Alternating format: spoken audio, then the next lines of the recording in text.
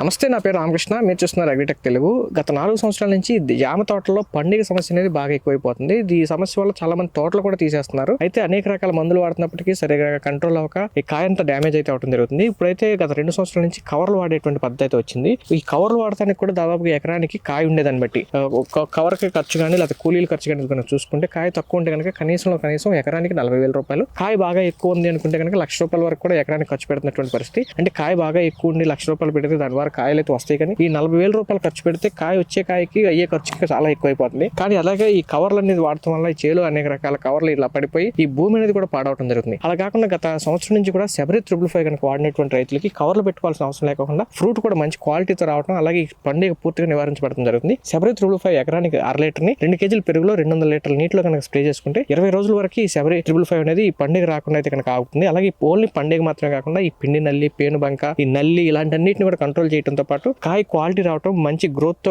చెట్టు అనేది పెరగడం వల్ల రైతుకు మంచి ఉపయోగం అయితే ఉందని చెప్పొచ్చు.